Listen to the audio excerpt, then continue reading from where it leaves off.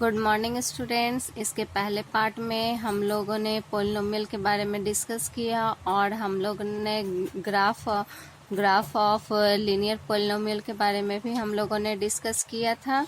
और यहाँ पे हम लोग देखेंगे कि जो जीरोज ऑफ पोलिनोमियल होता है उसका ज्योमेट्रिकल मीनिंग जो होता है वो क्या होता है। इसमें हम लोग लीनियर पोलिनोमियल को देखा था, इसमें हम लोग क्वाड्रेटिक पोलिनोमियल का देखेंगे। ठीक है, तो सबसे पहले हम लोग यहाँ पे क्या करते हैं कि एक क्वाड्रेटिक की पोलिनोमियल हम लोग मान लेते हैं कि y equals to ax² plus bx+c। हम लोग जानते हैं कि क्वाड्रेटिक पोलिनोमियल का जनरल फॉर्म क्या होता है, ax² प्लस bx+c, जहाँ पे a का वैल्यू जो होता है वो 0 के इक्वल नहीं होता है। और इसका जो ग्राफ जो होता है वो क्या होता है, उसका लीनियर पोलिनोमियल का जो ग्राफ था वो क्या था, स्ट्रेट था। इसका जो ग्राफ होता है वो क्या होता है, कर्व होता है। उस कर्व को क्या बोला जाता है, पाराबोला बोला जाता है। और वो जो होता है वो या तो फिर ओपन अपवर्ड्स होता है, अपवर्ड्स ओपन अपवर्ड्स मतलब जैसे कि इस फॉर्म में होता है, या फिर ओपन डाउनवर्ड्स मतलब कि इस तरीके से उसका शेप होता है। डिपेंडिंग ऑन वेदर, यानी कि वो डिपेंड करता है किस पे, कि उसका जो a का वैल्यू है वो ग्रेटर है 0 से या फिर स्मॉलर है 0 से। ठीक है, तो इसका जब हम लोग करते हैं तो यहाँ पे 3 केस एराइज होता है। ठीक है, इसका जब हम लोग ग्राफ प्लॉट करते हैं तब, तो यहाँ पे हम लोग सबसे पहला केस देखते हैं, when polynomial ax² plus bx+c is factorisable into 2 distinct linear factors.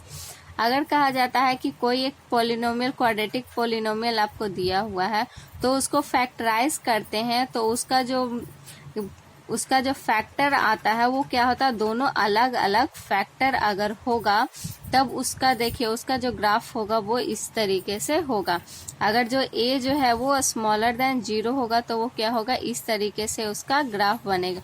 तो आपसे सपोज कीजिए पूछा जाए यहाँ पे कि यहाँ पे इसमें कितना नंबर ऑफ जीरोज हैं, तो हमेशा हम लोग जानते हैं कि 0 कैसे फाइंड करते हैं, यानी कि एक्स एक्सिस पे जितने पॉइंट वो कट करेगा वही उतना ही नंबर ऑफ उसमें 0 होगा। तो यहाँ पे देखो, यहाँ पे 1 2 पॉइंट एक्स एक्सिस पे 2 पॉइंट पे कट किया, इसलिए यहाँ पे कितना 0 होगा, 2 0 होगा। ठीक है, इसमें देखो यहाँ पे क्या हुआ, यहाँ भी देखो क्या हुआ, यहाँ पे भी 2 पॉइंट्स पे ये क्या हुआ, एक्स एक्सिस के 2 पॉइंट्स पे ये कट हुआ है। तो यहाँ पे नंबर ऑफ जीरोस जो होंगे वो कितने होंगे, 2 होंगे। तो लिखेंगे in this case there are 2 zeros of polynomial y equals to ax² plus bx+c होगा। ठीक है, नेक्स्ट हम लोग देखते हैं यहाँ पे सेकंड केस में क्या होता है, when polynomial ax² plus bx+c is factorisable into 2 equal parts. अगर वहां पे क्या था कि 2 डिस्टिंक्ट 2 अलग अलग फैक्टर था, यहाँ पे क्या है कि दोनों जो फैक्टर आएगा वो इक्वल फैक्टर होगा। ठीक है, तो जब इक्वल फैक्टर होगा तो ऑफ कोर्स यहाँ पे नंबर ऑफ 0 क्या होगा, यहाँ पे देखो 2 फैक्टर, तो दोनों जो फैक्टर होगा वो क्या होगा, इक्वल ही होगा। तो इक्वल होगा तो यानी कि इसमें क्या होगा, इसमें नंबर ऑफ जीरोस कितना होगा, तो 1 होगा। तो यहाँ पे देखो इस एक्स एक्सिस पे कितने पॉइंट पे कट किया है, तो 1 पॉइंट में। यहाँ पे जो a का वैल्यू है वो क्या है, स्मॉलर देन 0 है, इसीलिए इसका जो ग्राफ है वो नीचे होगा। अगर ग्रेटर रहेगा तो वो ऊपर की ओर इसका कर्व या पाराबोला होगा। ठीक है, ओके, तो इसमें लिखेंगे in this case there is only 1 zero of polynomial y equals to ax² plus bx+c। तो इसमें केस में क्या होगा, सिर्फ और सिर्फ ओनली 1 0 होगा। ठीक है, नेक्स्ट केस है when the polynomial ax² plus bx+c is not factorisable. अगर जो क्वाड्रेटिक पोलिनोमियल जो होगा वो क्या होगा, फैक्टराइजेबल नहीं होगा, यानी कि वो फैक्टराइज नहीं होगा। तब इस कंडीशन में क्या होगा, जब फैक्टराइज नहीं होगा तो उसका जो ग्राफ होगा वो क्या होगा, इस तरीके से उसका ग्राफ बनेगा। ठीक है, तो इस केस में क्या होता है कि कोई भी 0 फॉर्म नहीं होता। तो लिखेंगे in this case polynomial y equals to ax² plus bx+c has no 0।